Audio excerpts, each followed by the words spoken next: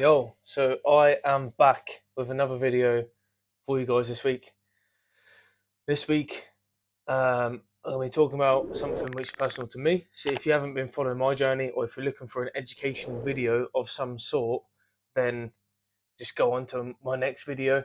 But this is going to be a personal video as to why I have chosen to finish my career in the Royal Marines as a Royal Marine Commander. So I just want to start by saying that I joined in 2017.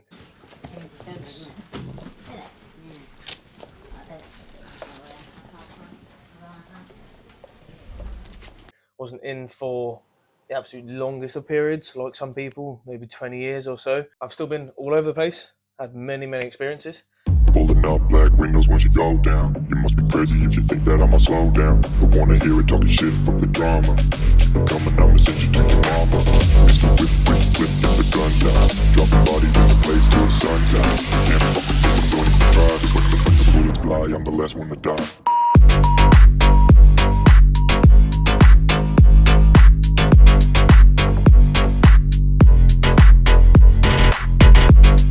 I'm not leaving under injury terms or anything like that. I'm leaving under my own terms. Without further ado, I'm going to go into exactly why, some of the reasons that I have chosen to make this decision.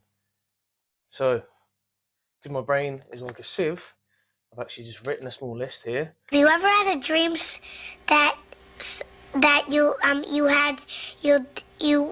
could of the reasons? So, other aspirations. So, obviously, when you are a Marine, you're a Marine first before anything else. That's obvious, and you don't join the Marines thinking anything else other than that. However, over recent times, I have found aspirations in things outside of the Corps, i.e. my bodybuilding. I've absolutely fell in love with bodybuilding and coaching, and I've gone down the route of actually pursuing that a bit more in the last couple of years and competing, as some of you will know. And that basically just does not align with the Corps at all and being a commando, because it's kind of detrimental to each other. I can't be the best bodybuilder that I can be and be the best Royal Marine that I can be. Some people are pretty amazed at already how I've done both, but it's came at a price, either one end or the other.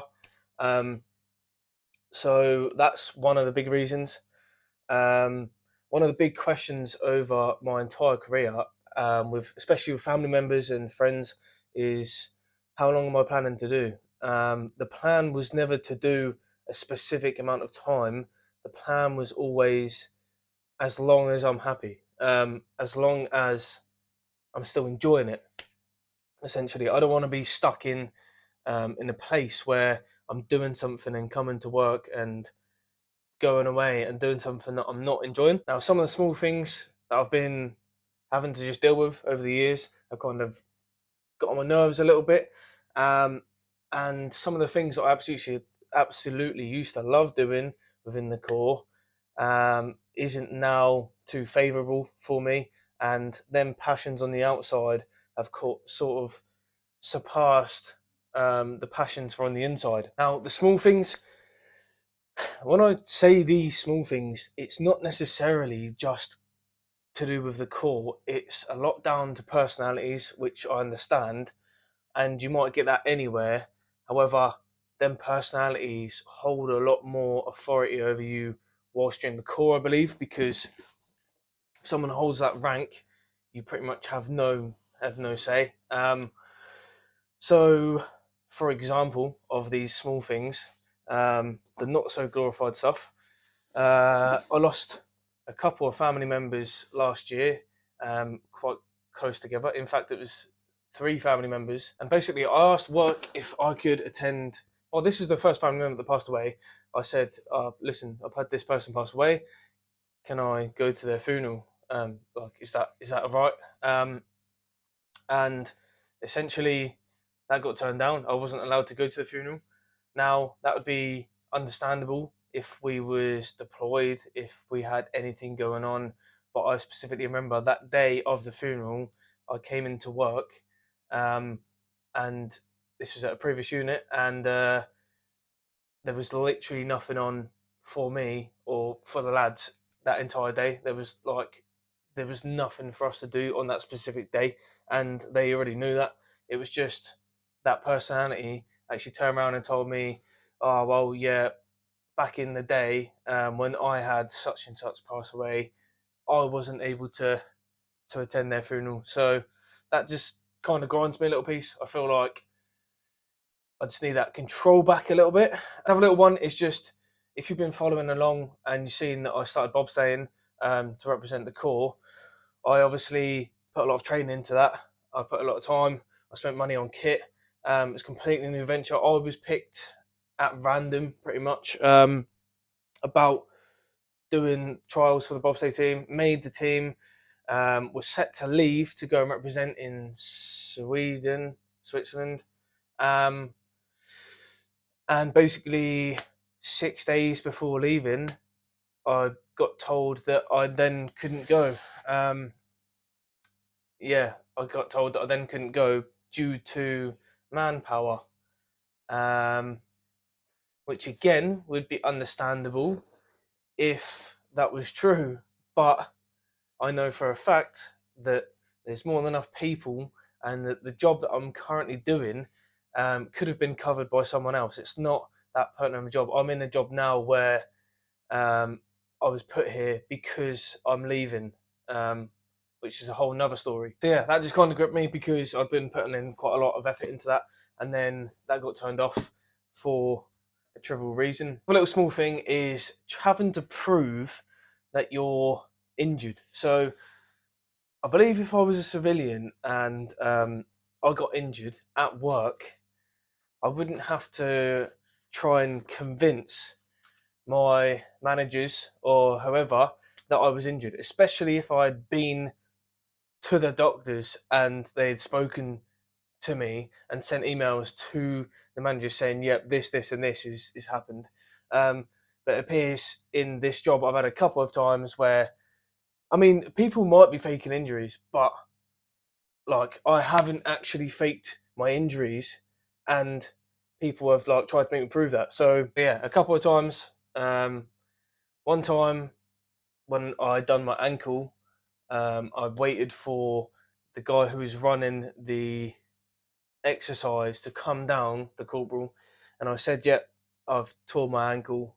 I 100% know I have. I've got my boot on to keep it compacted, obviously, because I've popped the fucking ligaments.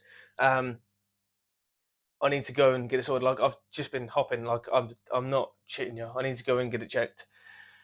He said, "Oh, have you taken your boot off?" I said, No, I haven't taken it off because at the minute that's what's holding a lot of the swelling together, and I'm able to hobble around. As soon as I take that off, the swelling's going to go buck wild and blah blah blah. Because I've seen it before.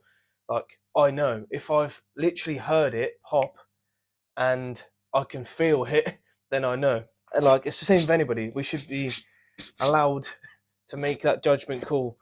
Um, but yeah, anyway, he wanted me to take the boot off so he could see it, and as soon as I took it off, it absolutely swelled up to the point where I couldn't barely get around, um, and it just made it so much worse rather than keeping it like that until I got to somewhere where I could get the X-rays done, etc., etc. But yeah, that's one point.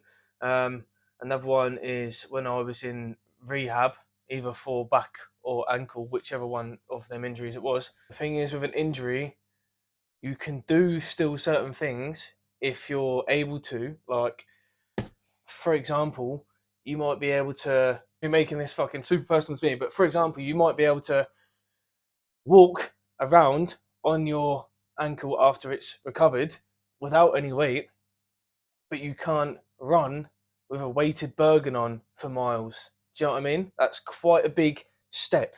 And you can still go to the gym and train around an injury to still keep them muscle bellies and stuff full, especially for me because I'm into that. I'm into the bodybuilding, etc., etc.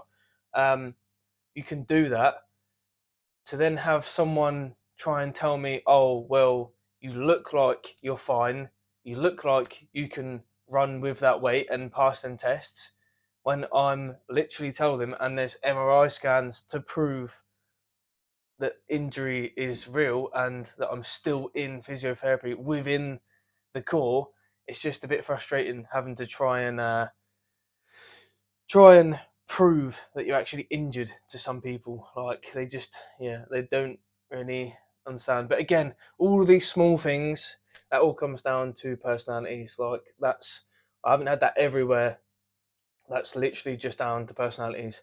Um, so yeah, don't think that that's what the core actually is like everywhere. That's literally just certain people. I'd be lying if I was to say that that wasn't one of the factors that contributes to why I actually want to leave. These two kind of go hand in hand. So one is a bit more financial freedom. I'm not going to go into exactly that, but I guess you all know what that means. You don't join the core for the money, and also just managing my own time. Time is absolutely priceless, and I just want to be able to have a bit more control over my own time. Um, Therefore, I can then do the things that I'm enjoying even more. I now want to say, after all that doom and gloom, that I do not, for 1 second, regret joining the core whatsoever. I've had some absolutely hoofing and amazing experiences throughout my whole journey, um, and I wouldn't change him for the world. And it was class. There is going to be things that I am going to miss massively. The lads is, everyone always says it, but the lads is the biggest thing that I am going to miss. That is the biggest boys club in the world, and will continue to be. And I still urge anybody that has any aspirations in joining still to join.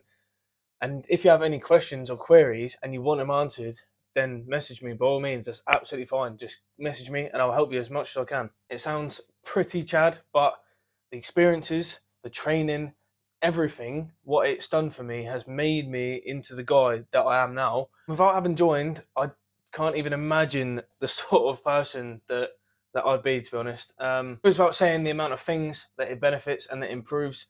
The biggest of all, probably your mental ability.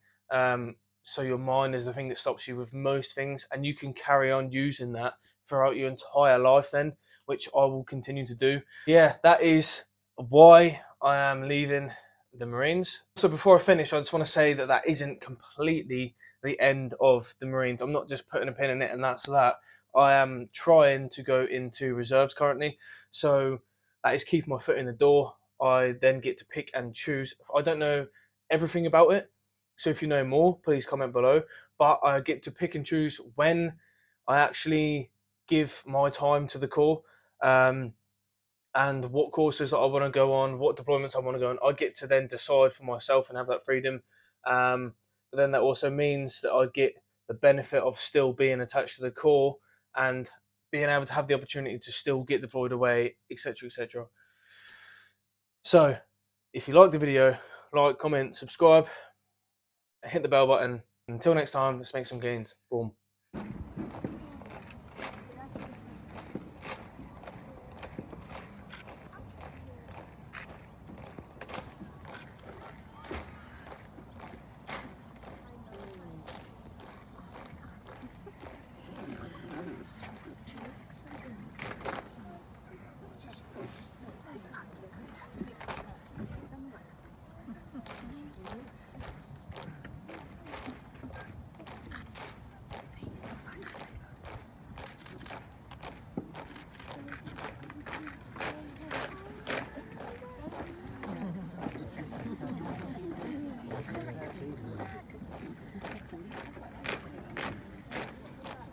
See you, man.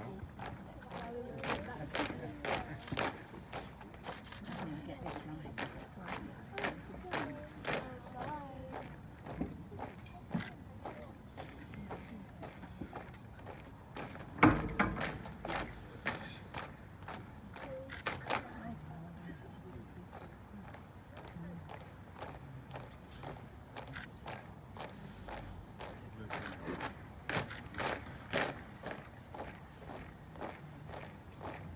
You're going to